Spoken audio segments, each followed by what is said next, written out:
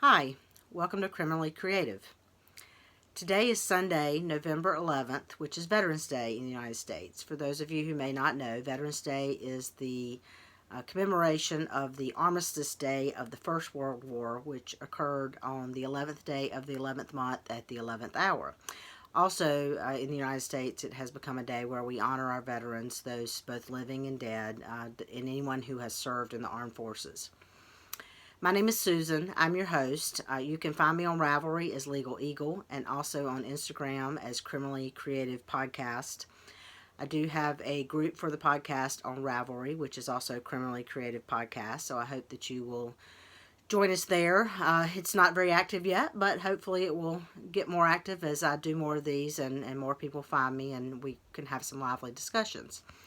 But there is an introduction thread, so please go and introduce yourself, particularly if you are new to the podcast. If you are new, I appreciate you checking me out, and if you are returning, I appreciate you coming back. It has been about 2 months since I podcast, and I realize that is a long time. I did not intend to go 2 months, but it has been a very, very busy 2 months with a lot of things going on. Excuse me, I will apologize in advance for any sniffling and coughing I do. I am still trying to get rid of the last of the cold that has been going through my house and my office and everything else for the past few weeks. But anyway, so hopefully this podcast won't be too long. I'm going to briefly hit a few things that normally I would have talked about a little bit more, just in order to try to keep it a little bit shorter. But we'll get started. The podcast is going to contain hearsay, verdicts, court is in session, and a very small amount of stashing for retirement. So I'll go ahead and get started with hearsay, and like I said, I'm going to run through a lot of things just in the interest of time, but I want to let you know kind of some of the things I've been doing and why I haven't been around for 2 months. First, in North Carolina and South Carolina, back in mid-September, we had Hurricane Florence, which hit the weekend I had planned to podcast again, and also the weekend we were supposed to go help our daughter and her husband move into their new house that they just bought. We were fine with Hurricane Florence. We did not have any real damage. We did have a tree fall in the backyard 2 days after the hurricane, just due to all the rain and the ground saturation. But fortunately, although it just barely missed our shed, it did not really hit anything. But there were, as if you follow the news, you will see, you know that there were parts of North Carolina and South Carolina that were very devastated by the hurricane, but not so much by the wind and rain at the time of the hurricane, but by the flooding that occurred afterwards. The rivers were just literally overrun, and they really flooded their banks in a lot of areas of North Carolina and South Carolina. My friend Peggy down in Conway, South Carolina, who works with the school system, was out of school, I think, for about 3 weeks. They were actually closed because there was just so much flooding, and it took that long for it to recede and for it to get to where people could actually get, or they could reasonably expect the kids to get to school safely. So after Hurricane Florence, we also had my oldest granddaughter, well, my only granddaughter, my oldest grandchild, Cadence, turned 6. We had a party for her.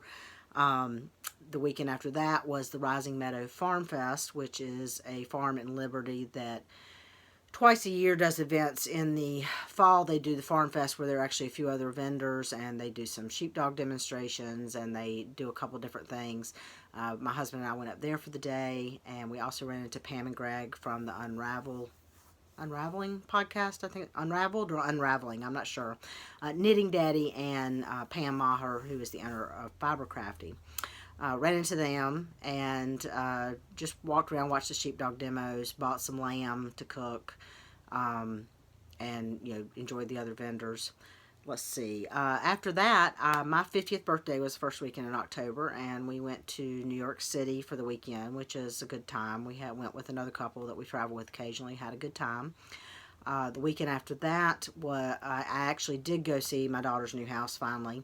I had a meeting in her area on Friday, so I went and spent Friday night with her, and then spent Saturday with them, basically watching my grandson for a little bit so they could get some stuff done around the house. The weekend after that, I got together with my college girlfriends, a couple of whom I had not seen in probably 15 years, so that was a lot of fun to catch back up with some old friends and to see some friends that I have kept up with over the years. And then the weekend after that was SAF. So we left to go to SAF on Wednesday evening, and we're up there Thursday, Friday, Saturday, came back Sunday. And then the following weekend was Carolina Fiber Frolic back up in the mountains. So, which was last weekend. So, this is the first weekend since the end of September that I have actually been home on the weekend. So, needless to say, during the week when I've been home, I've been playing catch up for all the things I didn't do on the weekend, and I just really have not been able to find the time to sit down and podcast. So that's kind of why it's been 2 months, and hopefully it won't be 2 months again. But, we'll see. I do this for fun, and I really enjoy doing it. I don't like to go this long, but, sometimes life happens. So I will go ahead and jump into verdicts. I do have quite a few to show you. Most of them are not huge projects, but since it has been 2 months, I've finished several things. The first will look familiar. This is the 4th Lucerne hat. And I do have a new light over here today, which will hopefully help the colors show up better. I'm not sure exactly the best placement for it. I'm still kind of learning how to do all that. So let me know if you think you think it helps, or if you think it did nothing. So this is the 4th of the Lucerne hats. You've seen the previous 3. I made these out of the Brooklyn Tweed Peary. I won't go over the colorway names again. Same needle sizes, same colorway names, just a different color order. I do have a project page on Ravelry that will tell you exactly how much I used of each color on this particular one. And this is just another hat to go into the Christmas pile for this year. And I do create project pages for all my projects. So if I don't answer a question you might have about one of my projects, check my project page out for that, and you may find an answer there. If not, feel free to message me on Ravelry, or you can also email me at criminallycreativepodcast@gmail.com. Excuse me. Another hat. This one for my daughter for Christmas. This is the Flashpoint hat. It is a brioche 2-color knitting hat. You'll see strings hanging out of some of these because the ends are woven in, but I have not yet washed these, and I don't like to trim my ends until after I've washed and blocked something. So the strings hanging out of these will get trimmed after I get these washed. This is Flashpoint by Knitting Apprentice. The yarn is Cascade 220 Superwash. The darker color is Mystic Purple, and the lighter color is Lavender. Because it is brioche, it is reversible. Although I did weave my ends in on this side, since I feel like my daughter will probably wear it with the darker side out most of the time. I knit this on a US 4 3.5 millimeter needle. And because it's brioche, it's nice, and she's cold all the time, so she wanted thick and cushy. But because that did not use up more than about 1/3 of the yarn, I had plenty left over, and I decided to make a couple more hats, one of which I finished. So these are the same colors, same yarn. This is the Straight Up Reversible Striped Hat by Nicole. I believe it's Nehrig, Nehrig. It is, so on this side you have you're slipping every other row, so you create this thing and kind of a garter ridge, and then on the other side you have just a kind of stockinette stripe. So it is a reversible hat. Again, I haven't washed this and blocked it, so the ends are still out. I am weaving my ends in on this side because I personally prefer this side, and I think that's where it will be worn more. So that is also the Cascade 220, same 2 colors I used on the Flashpoint, but the straight up reversible hat. Yet another hat. I mentioned at one point, I think I showed you the book Henry's Hat that I bought for my youngest grandson for Christmas. And so I made Henry's hat out of it, which for him. He is about 18 months old. This hat would almost fit me, but he has a really big head, just like his father. So this also has not been blocked yet. These buttons, at the moment, I don't have them really officially sewn on. They're just kind of being held on there briefly, but I wanted you to get the full effect of that. So that is Henry's Hat by Joanna Johnson. It is from the book Henry's Hat. But you can also buy the pattern on Ravelry. It is in brown sheep lanolin worsted in the blue fur colorway. And I knit that on a US 8 5mm needle. That is all the hats for now. I also finished, I think I showed you this at one point. This is the Boyfriend Scarf by Angela Jurgens. This is knit out of Cascade 220 Superwash in the Red Wine Heather colorway. And I knit this on a US 8 5mm needle. I've got it rolled up neatly at the moment. This was knit for the Old North State Knitting Guild in Raleigh. Does scarves and cowls for foster care for success, which is a program that provides young adults who have aged out of the who were in foster care and have aged out of the system and are in college. It sends them a care package every year at Valentine's Day with either a scarf or a cowl that is red or has red in it, and some other goodies and things. So our knitting guild knits these for that, and so that's what that's for. I think I told you this was Cascade 220 Superwash in Red Wine Heather. I can't remember if I showed you these on the needle, but I finished a pair of shorty socks. This was some leftover yarn that my friend Peggy had given me to use in my sock yarn blanket, but I loved the colorway so much that even though I don't usually wear shorty socks, I had just enough to make shorties, so I did, because I had to have socks out of this color. This is Lollipop Yarn Quintessential, which she used to call Gripes base.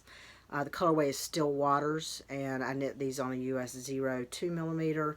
This is just my plain toe-up vanilla sock with the Fish Lips Kiss heel, and I just knit a little bit past the heel and put a cuff on it and ended up with very, very little yarn left. But I will wear these, you know, in the summertime, probably knocking around the house or with tennis shoes or something. My next finished object I'm wearing, and this is the Walk Your Way shawl by Melanie Berg, which is one of the asymmetrical triangle type shawls. It's striping, there's some eyelets, and then there's a couple of shorter lace panels, and then goes to a little bit larger lace panel in the other color, and eyelets throughout, and a picot bind off. This was just a nice, enjoyable, relaxing tote around knit. The yarn in this is Kristen's Fiber Studio fingering weight. The colors are, the darker color is Cornflower and the lighter color is Periwinkle. These were two of her colors that she had at SAF 2017. To my knowledge, Kristen does not have a website that you can order from. She vends at SAF and occasionally at a couple of other, she sometimes vends at Carolina Fiber Frolic and a couple of other places like that. But I don't believe that she does any website ordering, but I'm not sure about that. I knit this on a US 3.25mm needle. I'm going to leave that off. While I have that off, I'll show you my latest t-shirt. It says, I will bring my yarn here or there. I will bring my yarn everywhere. I'm with a cat in the hat. I'm a huge Dr. Seuss fan, so combining Dr. Seuss and yarn is just wonderful for me. And let's see. The last knitted finished object or verdict is the Ingot, I guess you say it Ingot, cowl by Lisa Much, who is the dyer behind Northbound Knitting, I think it's called. Excuse me.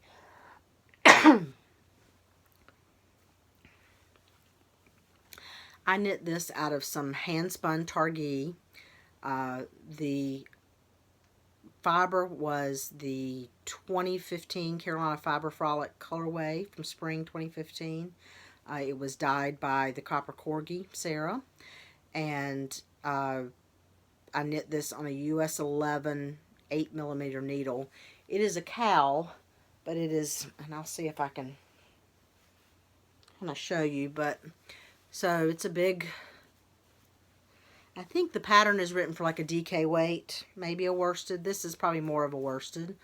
But, so it's a big chunky cowl. And I don't know if I probably won't wear it this way, so I'm not sure I can get it down. But it is designed to be stretchy enough to kind of come down over your shoulders and be more than just around your neck. So I don't have it all the way down the back, but you kind of get the gist. So this part right here is much stretchier. It was a fun knit. It was relatively simple, and I didn't have to think too hard about it. I really want to use more of my hand spun, so it was good. I saw I think I got the idea to use it because Wendy from Sassy Pants Knitter had knit it using not a hand spun, but a kind of tweedy, rustic looking yarn. And I was like, oh, I want to see what that pattern is. And when I went to Ravelry, I noticed that several people had made it with hand spun. And that kind of gave me the idea to try it with this. I'm a little, I don't know, the purpley in this is a color I can wear. The orangey yellow is not a color I often wear. But, so I'm not sure if I will keep this or if I will eventually gift it to somebody else. Maybe somebody a little more slender who can more easily put it over their shoulders. I haven't really decided yet. I've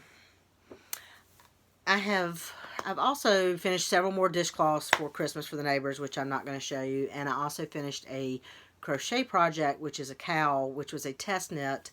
But I can't show you that yet. That is going to be the crochet knit along for the Carolina Fiber Fest in March in Raleigh. So if you are a crocheter and you're planning to attend the Carolina Fiber Fest, keep on the lookout. We will have both a crochet and a knit along, craft along pattern for the Fiber Fest this year. I'm currently test knitting the knit pattern at the moment. But that I'll show you that probably in January when it's been released, and I can show you what it looks like. The only other verdict I have is actually some hand spun. This is, we'll see. Yeah, that color's a little better. This is Three Water Farm, who is relatively local to me. She doesn't live but about 20 miles away. I love her fiber. This is a Polworth Silk Blend, 50/50, I think. It might be 60/40, I'm not sure. Did I write it? No, I just wrote Polworth Silk. But anyway, this is, the colorway is called Tic Tac Toe. I just did this as a 2-ply. It's about probably an Aran weight. And this actually is going to be used in a brioche poncho that I'm going to test knit for my friend Martha. And this was the last skein I needed for that. So as soon as I get a few more Christmas things done and everything, probably early December, that's going to get cast on, and I'll show you all the yarn that I'm used for that at that point. So that is all the verdicts, and I'm going to move on to Courtesan Session, which is my projects that are currently in progress. And as usual, I have lots of projects technically currently in progress, but I'm going to show you just the ones that have received some work. However, since it's been 2 months since I've podcast, that's actually quite a few. So we'll go on to Courtesan Session. The first thing I'm going to show you is Christine Sweater Arms, which you have heard about several times. This sweater has been the bane of my existence. Never, if anybody ever again asks me to help repair and make a commercially knit sweater wearable again, remind me to say no. My friend and coworker Christine, I was happy to agree to do this for her. I just did not realize what a pain in the ass it was going to be. If you haven't watched the previous episodes, I started with Cascade 220 fingering. I had knit the ribbing and probably about half of both sleeves, and since I'm knitting them 2 at a time, it was both sleeves, and just decided I really did not like the feel of the fabric. It was too thin compared to the sweater that I'm going to be attaching the sleeves to. So I ripped all that and I ordered Cascade 220 Sport, which is much better as far as the gauge and the density. And I got the ribbing of the sleeves done, but I have knit up above the ribbings. I'm now on my 3rd go round, and I think I finally have it acceptably right. It's still not perfect, but the problem was after I knit the ribbing, which was fine size wise, that was too many stitches. Once I went into the stockinette, it ballooned out too much, and it took me ripping back twice, and only on the third time did I get an acceptable number, decreased to an acceptable number of stitches that it looks about right. So I have now up to almost about the elbow on both. Like I said, I do these two at a time. I'm going to take I have a Gelby. Let's see if I can get that, get the light to show right. That light's blowing it out. There you can go, kind of see the little kitty cat. From Gelby on Etsy. It's just holds the needles together. And so I've got two about up to the elbow. That stitch marker was to indicate I needed to go about 3 more inches. I think I'm right about there. And so I need to kind of measure against the sleeve that I pulled off the sweater again to see if I want to increase any at this point or just keep going. But this will get done. I'm determined that at least by the end of the year it will get done. We go back into session in January, or well, we'll be in session before January, but the official long session starts in January, and I'm determined that she will have this back by then, because this is her sweater she likes to wear in the office because they freeze us out all the time. So that is finally making progress forward, and hopefully will not have to be ripped back out again. This is in, and I also didn't say, that is Cascade 220 Sport. Let me look at the right notes here. Cascade 220 Sport in the Jet colorway. I am knitting that on US 3.25 millimeter needle. And the bag that I have it in is a library bag from Bags by Awesome Granny. Excuse me. Another project that you have seen before is a pattern called A Snowflake Scarf by Galena. I can never pronounce her last name. Galena is what I call her. And I took another class with her at SAF, and I asked her how to pronounce her last name. She said, "Oh, don't worry about it. Just Galena." If you've never taken a class with Galena, you have to. And you need to as soon as you can. I'm not saying the woman's going to die or anything soon, but she is, I think she said she's 68.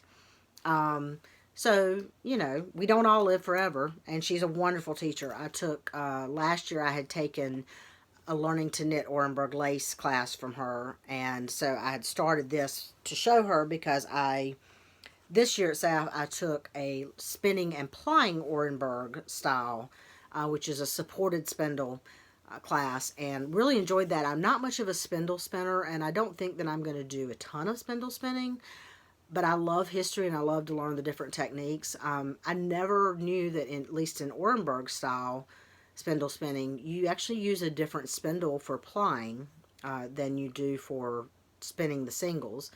It's a heavier spindle, excuse me. And the interesting thing was, instead of doing, like, say, a ply ball of the singles and spinning it onto the spindle as you ply, you actually, they recommend for the Orenburg that you ply the single with like a thin strand of silk or something for strength, rather than plying it on itself. In addition, because she says it's a waste, for the Orenburg style, you are spinning very, what's the right word? Spinning very expensive fibers, cashmere and paca vacuna, and things that are not cheap per ounce. And so, but for plying in Orenburg style, what was very interesting to me is you actually wind the single you spun with a strand of silk, is what we were primarily using, although we tried a couple of different things, off of one spindle with the strand of silk coming off a cone onto the plying spindle, like just side by side, and then you ply off of the spindle into a bobbin. So you have like a little cardboard bobbin that you're wrapping it around as you ply. So it's a whole different technique from any spindle spinning I've done before. It was very interesting. Anyway, back to the works in progress. This is the Snowflake Scarf pattern by Galena. This is her yarn, which is Skaska Designs. It's an 18/2 lace weight. It's a 50/50 merino silk. There's no colorway name, but it's a deep, you know, pink fuchsia. I'm knitting this on US 2.75 millimeters. Orenburg lace is all garter stitch. So, I mean, I think you can kind of see the snowflake there. It will block out wider eventually. This is just a scarf. Excuse me. And I have my Jane B. Smiley Poke Me Not holding my needle tips. And I have this in a bag that I got from Peggy Jane Fibers, which was also on Etsy. This is, if I remember correctly, hopefully I'm not making this up, I believe her mother passed away, and her mother had been a big quilter and had a lot of fabric. And so she was, at the time I bought this, and I believe still is, making bags where she's taking fabric from her mother's stash that maybe is not large enough to make an entire bag, and is doing these kind of quilted, you know, putting similar colors together and making bags like this. I really like this bag a lot. It's got just a little bit of padding, I can't think of the right word, interfacing, that's it, kind of a padded interfacing to make it stand up, but not really thick and padded. So that's from Peggy Jane Fibers. So I had to stop for a minute because the grocery store called because I had placed my order and they were out of stock of a couple things, and they need to ask me about that. I do my grocery ordering online, and then I go and drive and pick it up, and they bring it to my car these days. Anyway, so I came back and I thought I started recording again, and I got through probably about 10 minutes of stuff and realized that no, my phone had reverted to photo only. So when I pressed the button to start, I actually just took a picture. So I'm going to show you again some stuff I've already shown you, and hopefully that it just didn't record, and hopefully it's going to record this time and I will remember to say everything. So I showed you the flashpoint hat that I made and the one straight up reversible hat. After knitting those two, I still had plenty of yarn left, so I am making another straight up reversible hat, except I'm swapping the colors because I have a little bit more of the light purple left than the dark purple. So I'm doing the light purple for the ribbing this time instead of the dark purple, which means that the stitch that goes up the side on that side will be light purple instead of dark purple. Still the Cascade 220 in Mystic Purple and Lavender, and also still US 4 3.5 millimeter needles. Excuse me. The bag this is in is a bag made by my friend Peggy. This is not actually leather. It's a fabric that's made to look like tooled leather. My friend Peggy, she does not have a shop. I think she's thinking about opening an Etsy shop, but has not yet. This is a fabric that Jan Smiley had made some bags out of a couple years ago, and I missed out because I waited too long to make up my mind. Peggy had found it, and she made this bag for me out of request, just as a request. So it's really more kind of a pocketbook type bag that I'm using as a project bag with lots of pockets. And also, just to show you, because like I said, I think Peggy is maybe going to eventually open an Etsy store, but she's trying to come up with a good name for it. So she also made me this little pouch to match for my birthday, which is an Oceans pouch. It's got a little dragonfly on it because I love dragonflies. And it's just I didn't unzip that all the way. It's got two zippered clear plastic things inside to hold some notions.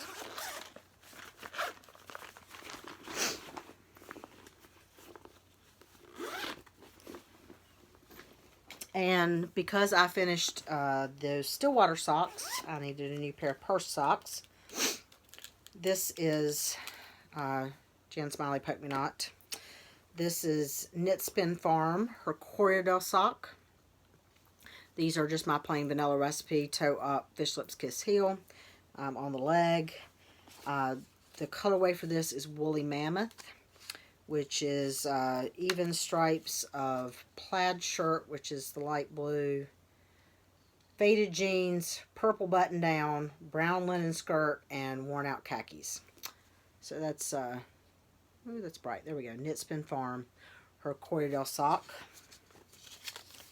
And I will probably finish those relatively soon.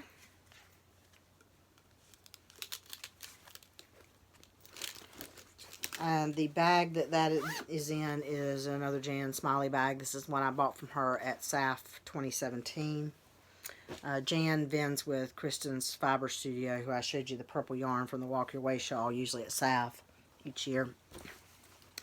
The next project is also in a Jan Smiley bag. This is part of a kit that I got that was the bag from Jan Smiley. The pattern is the Full Circle Shawl, which is written by Megan Williams, who is Just Run Knit. I believe she's from the Stockinette Zombies podcast. That's a podcast that I just have never had time to watch, so but I'm not sure I'm 100% correct about that. Excuse me. The yarn is from Sarah at the Copper Corgi. Sorry, I'm trying to get my hands on both balls here. It is her Jones Street Sport Base in Cobalt and Natural. As I mentioned, this was a kit. There was another color combination. This was kit B. If you get kit A, it is more of a teal, like a more of a blue-green blue and kind of an olivey green. I'm going to show you a picture here. This is the pattern. Those colors in that one are the kit A colors. Which I really like, but that olivey green is just not a color I can wear, so this blue and gray was more my colors. As you can see, it's kind of a rectangular stole, and it has a hole through the end, so you can kind of put the end through to make it stay around your shoulders and everything.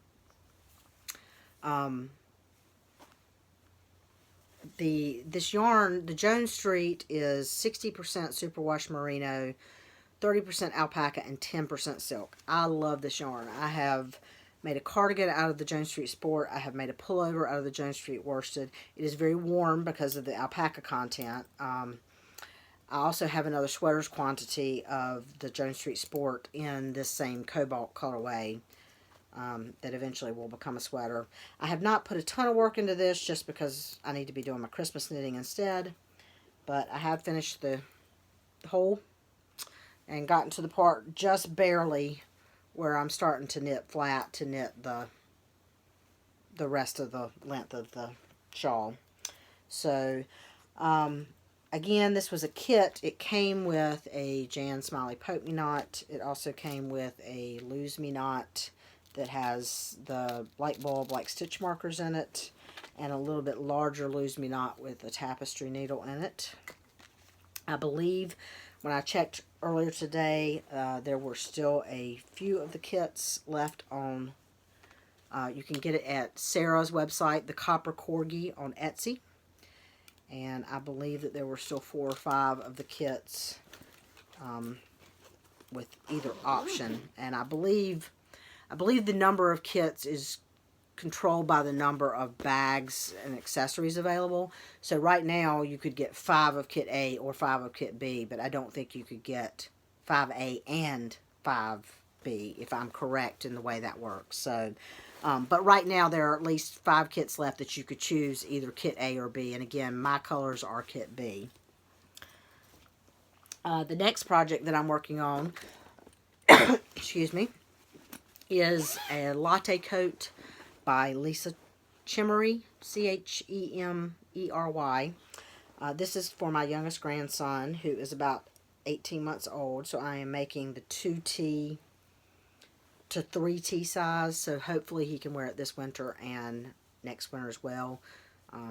Kids tend to grow up more than they grow out, so I actually made the length of, I think, the 4T size. But so far what I've done is I've done the basic of the body, which is the hood with the little cardigan part. And this is all rolling in. But I'm getting ready to do the sleeves. And then there is a very wide, show you a picture of it. And then I have to pick up all on the body and the hood to knit this wide herringbone, like, or they call it basket weave, I think, band. And then there's pockets on it. So the hood looks a little narrow right now, but there will be like another 2 inches out here on it once that band is done. I am doing this in Barocco Vintage Chunky in the charcoal colorway. I think I mentioned I'm doing the 2T to 3T size, and I'm using a US 10 6.0 millimeter needle. I have this in a Fat Squirrel library card bag. And now we're back to where I thought it was before when I realized it wasn't recording. And the last real work in progress I'm going to show you today is something I just cast on last night, but it is another Christmas gift. It is the Every Which Way Cowl by Kristen Clement. Kristen is the one half of the Queen City Yarn dyers and also has the Queen City Yarn podcast. And I'm wrapping my yarn all around my needles wrong. I am knitting this in Queen City Yarn Biddleville DK, which is their new DK base, in Eggplant, and let me see if I can get this. This is like a gray with pops of purple and some other colors through it. That's probably the best. This colorway is called Calories Don't Count on Your Birthday, which I believe is a colorway that they dyed for Kristen's mother for her birthday. Again, this is their new Biddleville DK, which is 100% superwash merino. And I have a picture here somewhere. This is what the cowl looks like. So it's a 2-color stranded cowl. And I have gotten the ribbing done. And, oops, I'm losing it. And almost most of one set of arrows. So,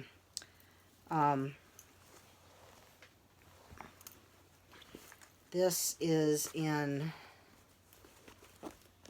my Grinch bag, which is from the Silver Shed USA, who is also on Etsy. If you go look for her, you need to put in the Silver Shed USA in order to find her.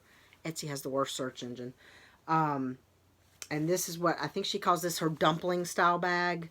But it's nice because it gives you a little bit extra height, but when you're knitting out of it, you can kind of fold those ends down and it makes it stay open a little better. Whoops. And I just pulled too hard and pulled my handle off.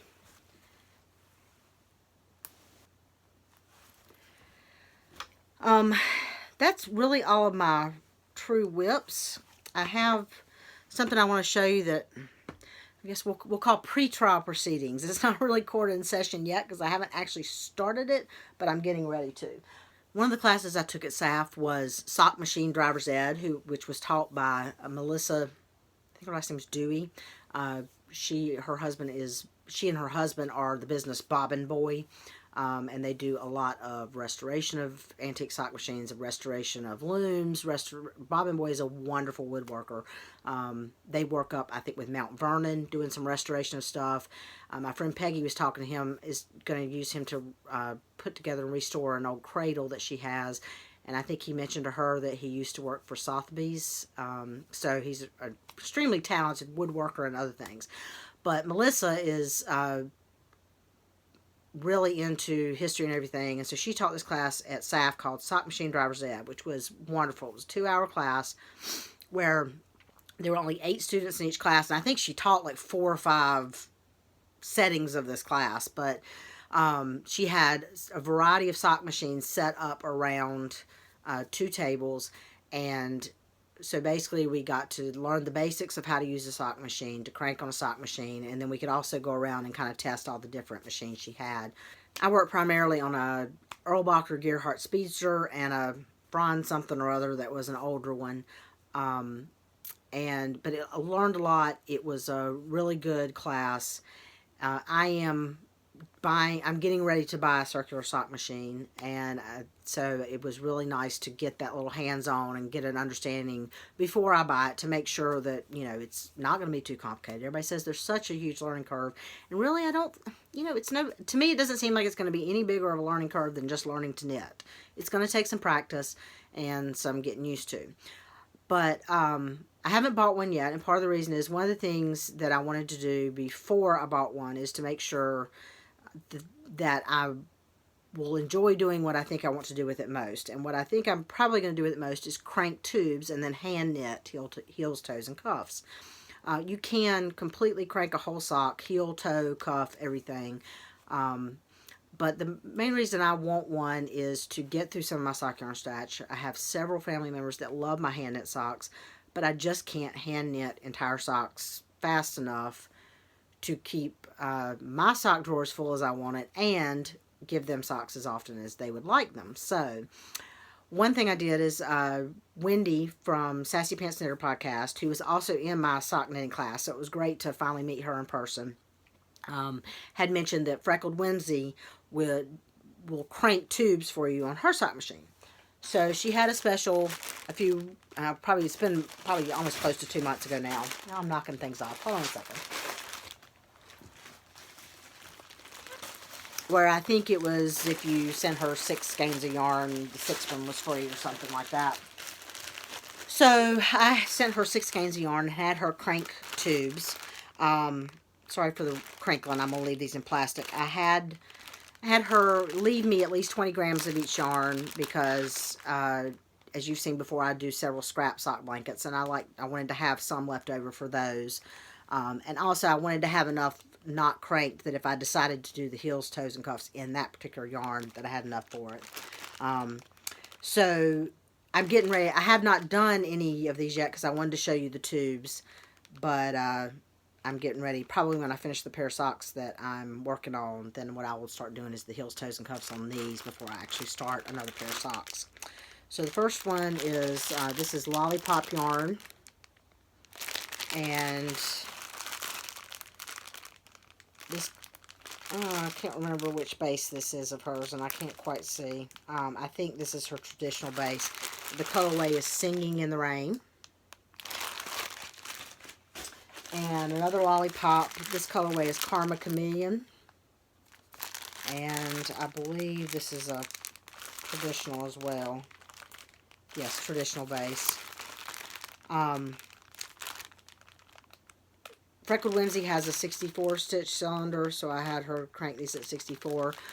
The other thing I haven't decided yet, I am probably buying an Erlbach or Gearhart, not the Speedster, but the Deluxe, I think the model's called. It's the green and white one. It has a reduced ratio, which I like the idea of. But I haven't decided yet on the cylinder sizes, and that's one thing I need to email with Melissa about to help me figure out the best way to decide cylinder size, which is another reason I also wanted to do this, because when I hand knit socks, I knit a 60 stitch sock on a US 0 needle. And that gives me a gauge of about 9.5 stitches per inch. These are 64 stitches at a gauge of about 9 stitches per inch. So I need to see how that fits on my foot. The socks that I hand knit, fit me very snugly, which I like. I don't think these are going to be loose on me, but they're not going to be as snug as I am used to, so I need to see how that goes. And then Daydream Dye Works, which is, this is one of her I think this is Christmas, aluminum Christmas tree, is this one. This is Lolo Did It Everyday Sock. Maybe that's better for color. And that is a Panthers colorway. What do they call it? Keith Pounding.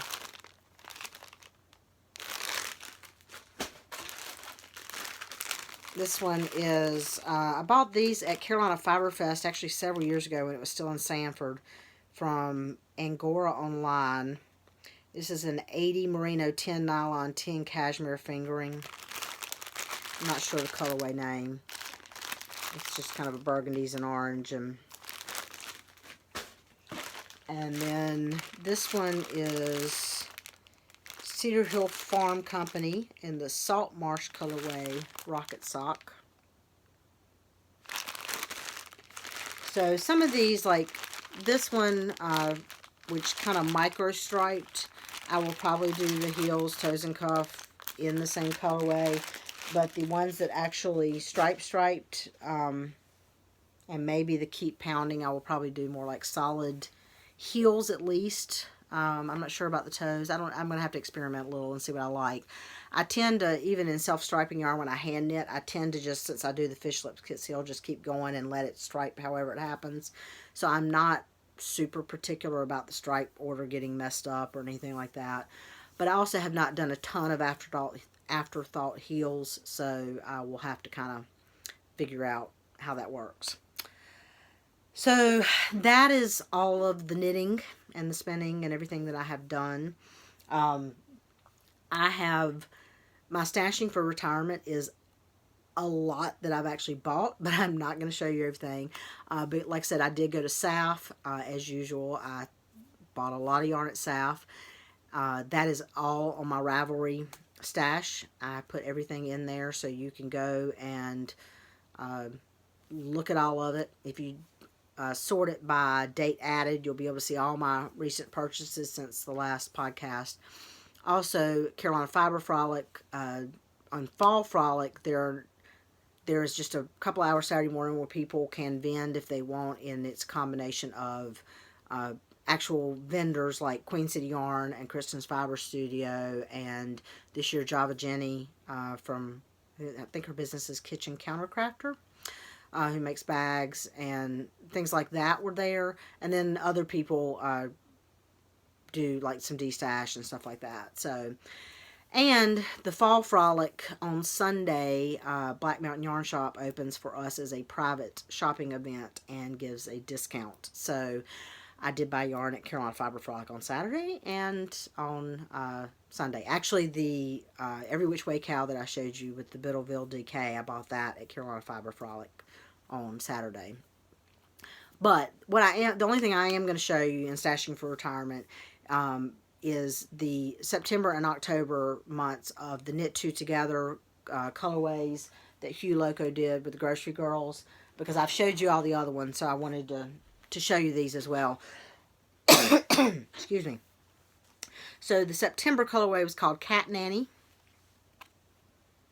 and this is a blue and green. And then the mini is, I'm still trying to find a good spot here. Maybe that's better. The mini is just a light kind of mint green and white.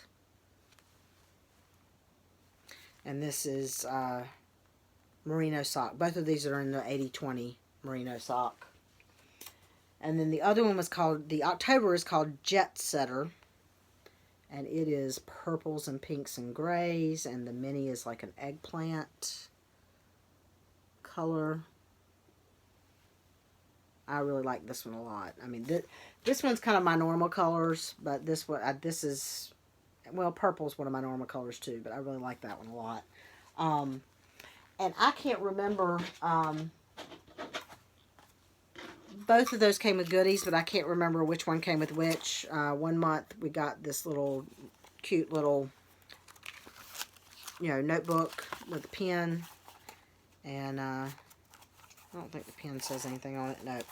But the notebook says Knit Two Together, Sock Club. And then I think the other month we got the tape measure. And then a little tin with light bulb stitch markers in it. And one of them has a cute little Grocery Girls logo thing hanging off of it.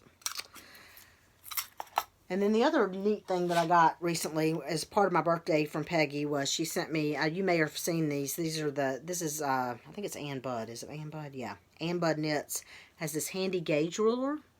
And you can see the white stitches. What you probably can't see is there's also black stitches there too. So that you can like lay it up against your knitting and figure out which one matches your stitches, and that will tell you your gauge per inch. So like that's 4 stitches per inch, and that's 4.5 stitches per inch. So you kind of lay it down, and like I said, there are black stitches on here that you can't really see. So if you're on, say, white knitting, you would be able to see the black stitches and kind of line up your V's to see which one fits. I've played with it a little bit, really just kind of putting it on things and seeing what it says. I have not actually really used it for an official gauge swatch yet, to see how it works, but it's pretty neat. So far I've only had one that I could actually truly line up exactly, so I have a feeling a lot of mine might be 4 3/4 stitches per inch or something like that, but it's kind of a neat, quick way to check your gauge on things. So I think that's about it. I'm not sure with the first video. Hopefully this is not more than an hour long. And I don't really have any fiber events coming up until Carolina Fiber Fest. Actually, Carolina Fiber Frolic in March will be before Carolina Fiber Fest, I think. I think they're one weekend after the other. Hopefully I won't be more than another 2 weeks getting back. I'm tentatively planning to record again Thanksgiving weekend, and hopefully we'll have a couple more things to show you. And I hope you will go to the Ravelry group and introduce yourself and ask any questions you might have, or just comment. If you have any suggestions for the podcast, please feel free to message me or email me at criminallycreativepodcast@gmail.com. So I think that's it. Hopefully we'll see you again soon. Bye, y'all.